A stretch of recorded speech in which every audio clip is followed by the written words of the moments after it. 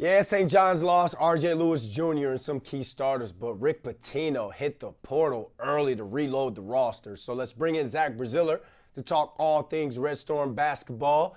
Hey, Zach, Pitino went full Tony Montana. Hello, I've reloaded. What's going on, my man? Yeah, look, two really good ads. Joson Sanon from Arizona State, big time guard. He was a top 25 high school recruit, had a solid freshman year as Arizona State, 6'5" wing. People think he can be an NBA player after a year. He's that highly regarded. And then Bryce Hopkins, former All Big East first team selection from Providence, physical forward, can shoot the three some. He hasn't played a ton lately. He tore his ACL January of 2004. Only played in 3 games this past year, but the feeling is he's healthy. He told me he's 100%. They put him through a workout. They liked what they saw.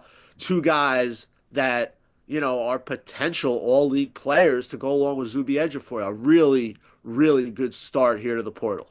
But go even deeper about their game. Like, what are their skill sets? What are their skill sets going to be bringing to Queens? And like, are these guys that are clutch? Could they be big in clutch moments for St. John's? Yeah, look, Joson is a shot maker. He shot almost 37% from three. He's super athletic. Um, you know, People love this ad. Talking to different people in the industry, they think he could be an immediate impact guy. And then you have Hopkins, who's someone who could score inside and out. And if that knee is right, and people say it is, him and Zuby could be an absolute terror in the paint for opposing teams. Hopkins is a really good rebounder. He could throw him in the ball in the post. Like I said, he also can make threes. Um, he's, I don't, no Big East team has landed one guy as good as the two that St. John's have added here. They were around 65th in the country in offensive efficiency this year. That's one area that the coaching staff had said they have to get better in this offseason. And these are two guys that should really improve this offense and, change things for St. John's, at least offensively next year. So we know how great Rick Pitino has been going into his third year in terms of bringing in all-star-like talent from the portal. St. John's now loses seniors Kadari Richmond, Aaron Scott, Devion Smith, and then R.J. Lewis declared for the draft and Brady Dunlap hit the portal. That means 4 of their top 5 scorers from last season won't be back this year. Before we talk about the guys, we already talked about the guys that they've signed in the portal, but does Rick Pitino have guys already on the roster that are expected to step up and fill some of that production? Yeah, look, you have Ejiofor. He was an all Big East first team selection. He'll be back. I think he has a chance to be a top 20 player in the country next year. A big part of his offseason is going to be further improving his 3-point shot. They think there's more there. Simeon Wilcher right now is coming back. He took a nice leap as a sophomore. The hope is he can take an even bigger leap as a junior. And then there's Ruben Prey, the Portuguese import who showed flashes. He really defends. He's a guy I think who another year in Pitino's system could be a real factor up front. I'm a big fan of Ruben Prey. I think he's only scratching the surface. He's a guy I think that can really make massive improvements in year two. All right, now back to the portal or college basketball free agency, as I like to call it. Obviously Patino's not done. Are there any more potential Johnnies that he's out there targeting? They brought in Silas DeMary Jr., a guard from Georgia, for a visit. Finding a point guard is now the big thing.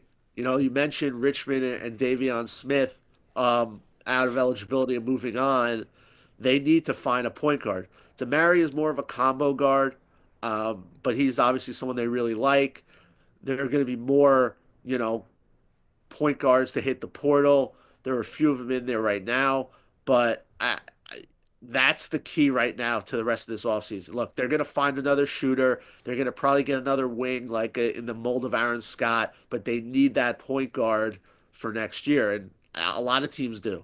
That is really now the key to this offseason. They've gotten off to a great start. They bring in two, I think, difference makers in Sanon and Hopkins, but they need that point guard, and that's going to be really what you should watch for is who do they get to fill that void at the one. You've talked to a lot of these guys, handlers or agents, and you've talked about why, like why St. John's. When you're talking to these guys, like why are they signing to a St. John's? Is St. John's now looked at as a national powerhouse when it comes to college basketball? It's definitely a national brand right now with Pitino here in the year they had. I mean, you know, Sanon and Hopkins signed really quick. The last Patino's first two off seasons, it took some time. Patience was required. But coming off this year, I mean, you have proof of concept with the player development. You have proof of concept with how good of a team this was. Making St. John's matter so much in a pro town like New York City. This is, obviously St. John's is in a good spot financially with NIL, and that's always such a big part of everything now in recruiting. But it's not like they're playing a different ballpark than other big schools. They're not like blowing people away financially. They're competitive, but right now, yeah, look, there's a ton of attention on this program. There's a lot of excitement, a lot of hype, and this past year, the year they had is only helped them and made them more attractive to kids. All right, Zach Braziller, safe flights out to San Antonio for the Final Four, man. Thanks, buddy. Appreciate it.